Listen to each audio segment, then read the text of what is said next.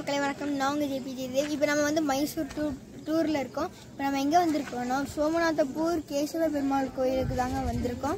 இது வந்து நம்ம ஊரில் ராஜராஜ சோழன் கட்டின பெரிய கோயிலாட்ட இங்கே இருக்குது. இது ஒரு ஹிஸ்டாரிக்கல் மான்யூமெண்ட். வாங்க உள்ளே போகலாம். இந்த கோயில் வந்து மைசூர்ல இருந்து 38 கிலோமீட்டர் டிஸ்டன்ஸ்ல தாங்க இருக்கு. இந்த கோயிலுக்கு வந்து பஸ் வழியாகவும் வரலாம், ட்ரெயின் வழியாகவும் வரலாங்க.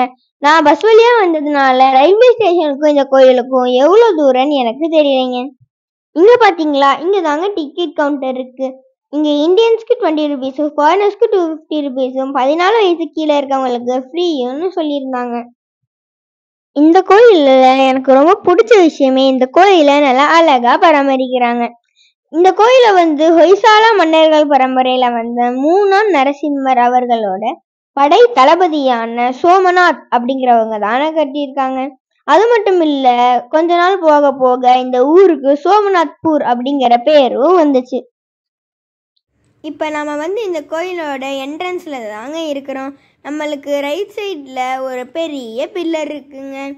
இந்த பில்லர் வந்து ஒரே கல்லால் செதுக்கப்பட்டது. இந்த கோயில் வந்து 1268ஆம் ஆண்டு கட்டப்பட்டது அப்படிங்கிறாங்க. இந்த வீடியோவை நீங்கள் கடைசி வரைக்கும் ஸ்கிப் பண்ணாமல் ஃபுல்லாக பாருங்கள். அப்போ தான் உங்களுக்கு வந்து ஹொய்சாலா மன்னர்களோட கட்டிடக்கலையை பற்றியும் இந்த கோயிலை பற்றியும் முழுமையாக தெரிஞ்சுக்க முடியும். இந்த பில்லரை பார்த்தீங்களா, எவ்வளோ டிஃப்ரெண்ட்டாக இருக்குல்ல. இந்த மாதிரி பில்லரை நான் தமிழ்நாட்டு கோயிலில் எங்கேயுமே நான் பார்த்ததே இல்லைங்க. இங்கே இருக்க சிற்பக்கலைகள் எல்லாம் சோழர்களோட சிற்பக்கலைகளான தஞ்சாவூர் பெரிய கோயில், கங்கை கொண்ட சோழபுரம், தாராசுரம் கோயில்களுக்கு ஆகிய சோழர் கோயில்களுக்கெல்லாம் ஒரு சவால் விடுற மாதிரி தாங்க இருக்குது. ஹொய்சால மன்னர்களோட சிற்பக்கலைக்கு இந்த கோயில் ஒரு நல்ல எடுத்துக்காட்டுன்னு சொல்லலாம். இந்த கோயிலில் 3 கடவுள்கள் இருந்திருக்காங்க. அவங்க யாருன்னா ஜனார்தனன், வேணுகோபாலன் மற்றும் கேசவர். இதில் கேசவ பெருமாளோடைய சிலை மட்டும் கொள்ளையடிக்கப்பட்டிருக்கு. மற்ற 2 பேர்த்தோட சிலைகள் வந்து ரொம்ப சேதமடைஞ்சிருக்கு. அதனாலேயே இந்த கோயிலில் எந்த பூஜையும் நடக்கிறதில்ல. இப்போ இது வந்து ஒரு நினைவு சின்னமாக மட்டும் இருக்குது. நம்ம கோயிலெல்லாம் இப்படி உள்ளே போகிறதுக்கு முன்னாடி 2 சைடு விநாயகர், முருகர் ஏதாவது சாமி வச்சுருப்பாங்க. அதே மாதிரி தாங்க இங்கேயும் வச்சுருக்கணும். ஆனால் கொள்ளையடிச்சிட்டாங்க போல். இப்போ அந்த இடத்துல அந்த கடவுளெல்லாம் இல்லை. இங்கே மேலே கோபுரமாட்ட ஏதாவது அமைப்பு இருந்திருக்கணுங்க. ஆனால் இப்போ பாருங்களேன், அந்த அமைப்பை காணோம்.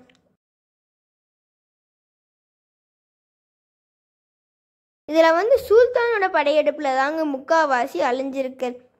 இங்கே பாருங்களேன், இந்த சிற்பம் எவ்வளோ அழகாக இருக்குன்னு. இப்போவே இப்படி இருக்குதுன்னா அது கட்டி அப்போ எப்படி இருக்குன்னு நினச்சி பாருங்களேன். நினைக்கும் போது அப்படியே ஒரு மாதிரி கூஸ்பம்ஸ் வருதுங்க.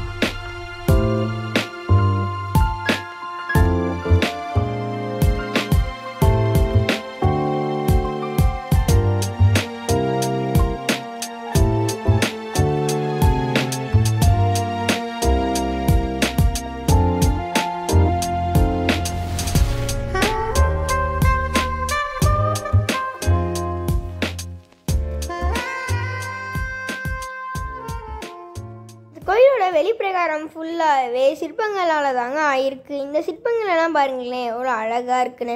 இந்த சிற்பமெல்லாம் என்னோட விரலோட சைஸுக்கு தாங்க இருக்குது. இந்த மாதிரி சிற்பங்களை நான் வந்து தாராசுரம் கோயிலில் பார்த்தேங்க. இப்போ செகண்டாக இந்த கோயிலில் தாங்க பார்க்குறேன். இந்த கோயில் ஃபுல்லாக இருக்கிற இந்த மாதிரி பெரிய சிலைகள் எல்லாம் மகாவிஷ்ணு அவர்களோட அவதாரம் மற்றும் பாகவதத்தோட கதைகளை பேஸ் பண்ணி தாங்க செஞ்சுருக்காங்க. ஒரு சிற்பத்தை நம்ம துல்லியமாக பார்த்தா ஒரு சிற்பமும் ஒரு கதை சொல்லுங்க.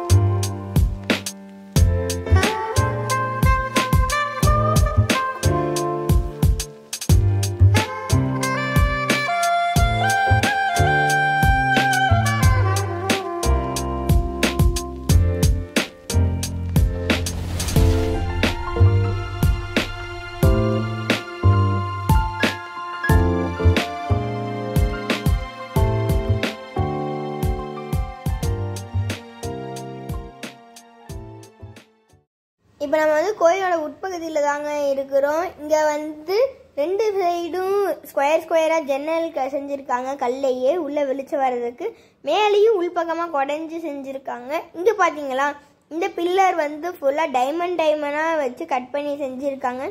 வெளியில் வந்து நம்ம ரவுண்டாக பார்த்தோம். இப்போ இங்கே உள்ள டைமண்டாக செஞ்சுருக்காங்க. இப்போ நான் ஃபஸ்ட்டு போக போகிறது வந்து கேசவ பெருமாளோட சன்னதிக்கு தாங்க போக போகிறோம். வாங்க உள்ளே போகலாம். இங்கே வந்து பார்த்தீங்கன்னா இதாங்க நம்ம கேசவ பெருமாளோட சந்நிதி. இங்கே மேலே பார்த்தீங்கன்னா சூப்பராக பண்ணியிருக்காங்கங்க. இதுதான் நம்ம கேசவ பெருமாளோட கர்ப்பகிரகம். இங்கே வந்து சைடும் நல்லா பண்ணியிருக்காங்க, 2 சைடுமே நல்லா பண்ணியிருக்காங்க.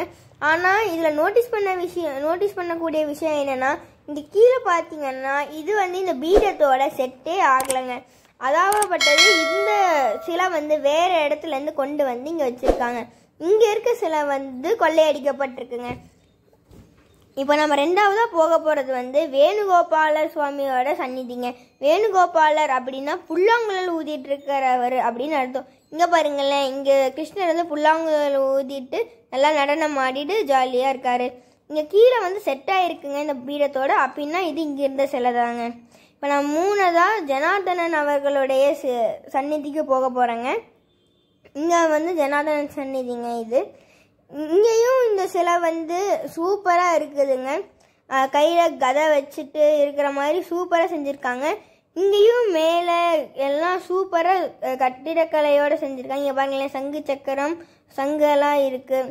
இங்கே கீழே 2 பேர் நிற்கிறாங்க. இங்கே கீழே வந்து செட்டாக இருக்குங்க. அப்படின்னா இதுவும் இங்கே இருந்த சிலை தாங்க. இப்போ வந்து அப்படியே நம்ம வந்து வெளியில் வந்துட்டுருக்கோம். இங்கே மேலே பாருங்களேன், இது ஏதோ வாழைப்பூ இருக்கிற மாதிரியே செஞ்சுருக்காங்க. ஒன்று எவ்வளோ வேலைப்பாடுகளோடு இருக்குதுன்னு நினச்சி பாருங்களேன். இது வந்து மேலே அப்படியே தலையை தூக்கிட்டு கையை அப்படியே உயர்த்தி வச்சுட்டு செய்யறது ரொம்ப கஷ்டங்க. இது எப்படி செஞ்சுருவாங்கன்னு நினச்சி பார்க்கும்போதே ஆச்சரியமாக இருக்குதுங்க. இதோட கார்னர்ஸ் எல்லாம் பாருங்களேன், யாழியோட ஃபேஸ் வர மாதிரி செஞ்சுருக்காங்க.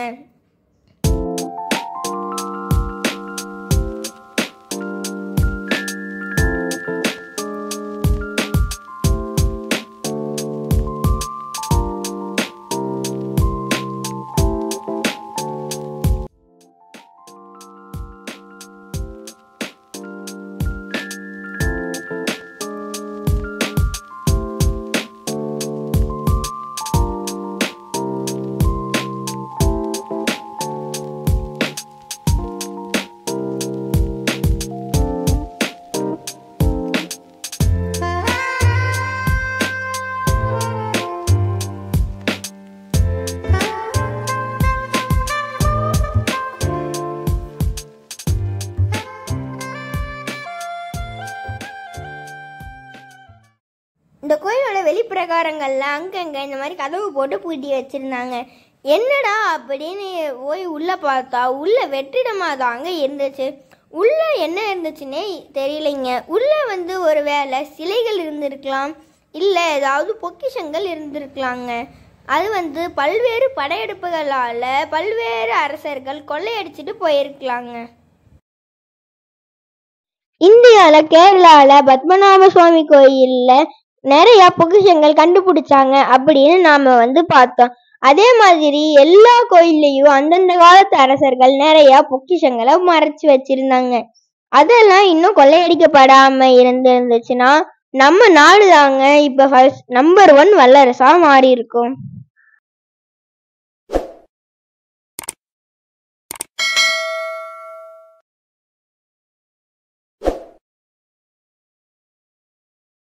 இங்க இருக்க சிற்பங்கள் எல்லாம் ராமாயணம், மகாபாரதம், பாகவதத்தை பேஸ் பண்ணி தாங்க இருக்கு.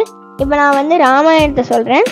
இங்க வந்து யஜ்யம் நடக்குதுங்க. ஃபர்ஸ்ட் அதுல இருந்து ஒரு தேவர் வர்றாரு, பாயாசம் கொடுக்குறாரு. இந்த சைடு வந்து தசரதர், இங்க 3 வைஃப் இருக்காங்க. தசரதர் வந்து பாயாசத்தை 2 வைஃபுக்கும் பிரிச்சு தராங்க. இந்த சைடு பாத்தீங்கன்னா இந்த சைடு கொஞ்சம் எல்லாம் செதஞ்சு போயிருக்கு. அதனால இங்க எல்லாம் என்ன போட்டிருக்குன்னு எனக்கு கரெக்டா தெரியலைங்க. ஆனா ஃபுல்லாவே ராமாயணத்தை பேஸ் பண்ணி தாங்க இருக்கு. எங்க பார்த்தாலும் 4 பேர் இருப்பாங்க. இங்க பாருங்கள்ல, இங்க வந்து ராமர், லக்ஷ்மணன், பரதன், சத்ருகன் 4 பேர் இங்க தவழ்ந்துட்டு இருக்காங்க. இந்த சைடு பாத்தீங்கன்னா அவங்கள வந்து தொட்டில்ல போட்டு ஆட்டிட்டு இருக்காங்க. இங்கேயும் 4 பேர் இருக்காங்க. அப்புறம் வந்து அப்படியே நீங்க கொஞ்சம் கொஞ்சமா இந்த சைடு தள்ளி வந்தீங்கன்னா அவங்களுக்கு வந்து போர்க்கலைகளை தான் சொல்லி தராங்க. கதை சண்டை, வாழ்வீச்சு, அம்பு எய்கிறதுன்னு எல்லாமே சொல்லி தராங்க. அப்புறம் வந்து அவங்கள வந்து ராமரையும் லக்ஷ்மணையும் வசிஷ்டர் சொல்லி விஸ்வாமித்திரர் கூட காட்டுக்கு யஜ்ஞத்துக்கு அனுப்பிச்சுடுறாங்க. அங்க வந்து தாடகையை கொல்றாங்க. அப்புறம் அந்த யஜ்ஞத்துக்கு வந்து அவங்க வந்து காவலாளியா நிக்கிறாங்க. அப்புறம் வந்து யஜ்ஞம் வந்து பூர்த்தி அடையுது. அப்புறம் வந்து மாரீச்சன் சுபாவு வராங்க. அதுல மாரீச்சன் ரொம்ப தூரம் போய் விழுந்துடுறான். சுபாவும் அங்கேயே செத்துடுறாங்க. அதுக்கப்புறம் விஸ்வாமித்திரரோட அவங்க வந்து அப்படியே நடந்து போறாங்க. நடந்து போக அங்க வந்து சுயம்பரம் நடந்துட்டு இருக்குங்க. சீதாக்கு எல்லா ராஜாவும் உட்காந்துட்டு இருக்காங்க. அங்க ராமர் போறாரு. அந்த அம்பை எடுத்து வளைச்சு உடைச்சிடுறாருங்க. அதுக்கப்புறம் அங்க வந்து ராமருக்கும் சீதைக்கும் கல்யாணம் நடக்குது. அப்புறம் அவங்க வந்து அயோத்திக்கே திரும்பி வராங்க. அப்புறம் அப்படியே நாம வந்து 4 பேர் நிக்கிறாங்க. இவங்க யாருன்னு எனக்கு கரெக்டா தெரியல. உங்களுக்கு தெரிஞ்சா மறக்காம கமெண்ட் பண்ணுங்க. அப்புறம் வந்து அவரை வந்து காட்டுக்கு போங்க, வனவாசம் போகணும் அப்படிங்கிறாங்க. அப்புறம் எல்லாரும் கொண்டு போய் அவரை வந்து நதிக்கரையில போய் விடுறாங்க. அந்த ஸ்டோரி அதை தாங்க இங்க வந்து சொல்லியிருக்காங்க. அங்க வந்து இந்த குகன் ஜாயின் பண்ணிக்கிறாங்க. அவங்கள நதிக்கரைக்கு அப்பால் கொண்டு போய் விடுறாங்க. அதுக்கப்புறம் இங்க பாத்தீங்கன்னா அவங்க வந்து ஒரு சின்ன குடிசை போட்டு வாழ்றாங்க. அங்க வந்து நிறைய அசுரர்கள் அங்கேயும் கொல்றாங்க. அப்புறம் வந்து சூர்பனகையோட மூக்க வந்து லக்ஷ்மண் வந்து கிள்ளி எறிகிறாருங்க. அதுக்கப்புறம் அங்கேயும் ஒரு சின்ன போராட்டம் வந்து நிறைய அசுரர்கள் அங்கேயும் கொல்றாங்க. கடைசியில வந்து மாரீச்சன் வந்து ஒரு தங்கமானா வடிவெடுத்து வராங்க. ராமர் அவரை துரத்திட்டு அப்படியே காட்டுக்குள்ள ஓடுறாருங்க. அதுக்கப்புறம் நீங்க பாத்தீங்கன்னா இந்த சைடு ராவணன் வந்து ஒரு சுவாமியாராட்ட வந்து பிச்சை கேட்கிறாரு. அப்புறம் கடத்திட்டு போயிடுறாரு. அப்புறம் போற வழியில வந்து ஜடாயு வர்றாரு. ஜடாயுவோட சண்டை போடுறாரு. தன்னோட 10 தலையும் அவருக்கு வெளியில வருது. அப்புறம் வந்து ஹனுமான் அவங்களோட ஜாயின் பண்ணிக்கிறாரு. அப்புறம் சுக்ரீவர் கிட்ட போய் ஹெல்ப் கேட்குறாங்க. அதோட இந்த ராமாயணம் முடிஞ்சிருதுங்க. அதுக்கு அந்த சைடு வந்து மகாபாரதம், பாகவதம் அப்படின்னு வருதுங்க. இந்த கோயிலை நீங்க சுத்தி பார்க்கறதுக்கே உங்களுக்கு ஒரு நாள் வேணுங்க. இங்க வந்து கைடு இருக்காங்க. அவங்க கிட்ட கேட்டீங்கன்னா அவங்களே இங்க இருக்க ஒரு சிற்பத்தையும் அவங்க வந்து எக்ஸ்பிளைன் பண்ணுவாங்க.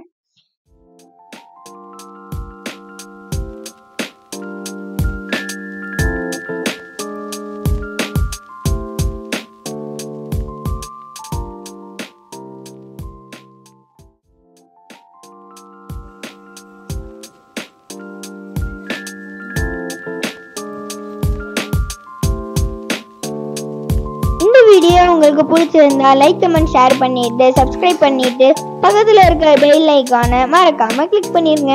அடுத்த வீடியோல சந்திக்கலாம். பாய்.